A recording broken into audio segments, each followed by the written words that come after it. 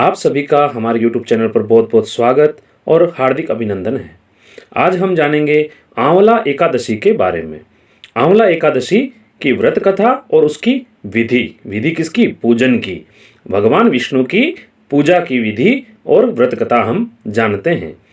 पद्म पुराण में भगवान विष्णु को आंवले का वृक्ष अति प्रिय बताया गया है और मान्यता भी है कि इस वृक्ष में श्री भगवान विष्णु और लक्ष्मी जी का वास होता है। हिंदू धर्म में एकादशी व्रत का काफी महत्व माना जाता है और इस तिथि पर उपवास रखकर भगवान विष्णु की पूजा की जाती है। साथ ही एकादशी क्यों की जाती है? मोक्ष की प्राप्ति के लिए। साल में 24 और कभी कभार जब अधिक मास पड़ जाता है तो 26 एकादशी के व्रत आते हैं। इस बार 26 मार्च 2021 को आंवला एकादशी का व्रत है। इसकी पूजा की क्या विधि है कि इस दिन सुबह जल्दी उठ करके भगवान विष्णु का ध्यान करते हुए व्रत करने का संकल्प लें। भगवान विष्णु की पूजा करनी चाहिए। घी का दीपक जला करके विष्णु सहस्त्र नाम का पाठ कर सकते हैं।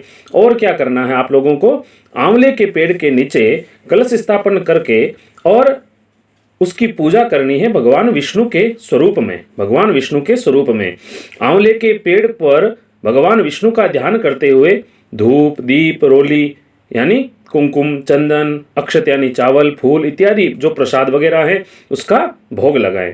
पूजन के बाद किसी जरूरतमंद जो व्यक्ति हैं उसको भोजन अवश्य कराना है। कब? द्वादशी को। ये जरूर करवाना चाहिए जिससे एकादशी का पूर्ण व्रत का फल हमें मिल जाता है। अब चलिए मित्रों, हम एकादशी की व्रत कथा के बारे में जानते हैं। प्राचीन काल में चित्रसेन नाम का एक राजा रहता था। उसके राज्य में सभी प्रजाजन एकादशी का व्रत करते थे। वहीं राजा की भी ये जो आंवला एकादशी है इसके प्रति काफी श्रद्धा थी। एक दिन राजा शिकार करते करते बहुत दूर जंगल में चला गया।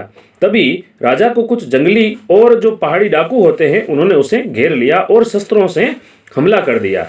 मगर भगवान की कृपा से राजा पर जो भी शस्त्र चलाए जाते वो पुष्प में बदल जाते। अधिक संख्या में डाकुओं के होने से राजा संज्ञाहीन होकर धरती पर गिर गए। तभी राजा के शरीर से एक दिव्य शक्ति प्रकट हुई जिसने सभी राक्षसों को मार गिराया और वह बाद में अदृश्य हो गई।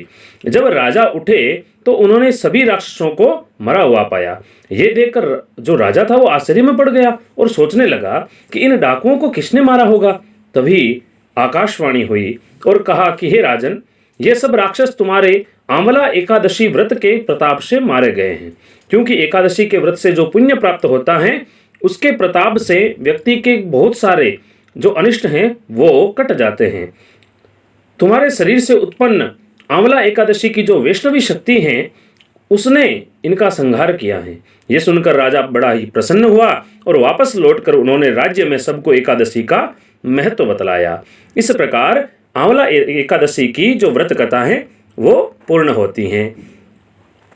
और इसी के साथ हम और भी बहुत सारे व्रतों की कहानियां लेकर के आएंगे जिनमें अलग अलग व्रत यानी सोमवार जो है वारों के हिसाब से, और भी जो अनंत चतुर्दशी है उसकी, और पूर्णिमा व्रत जब करते हैं तो भगवान सत्यनारायण की जो कथा सुनी जाती हैं, और विशेष तौर से दशा माता की कथा वो भी आपको हमारे इस YouTube चैनल के माध्यम से आप लोगों को प्राप्त होगी। इसलिए हमारे YouTube चैनल को ज़्यादा से ज़्यादा सब्सक्राइब करें और सारे वीडियो सबसे पहले पाने के लिए जो बेल आइकन है उसको ज़रूर प्रेस करें।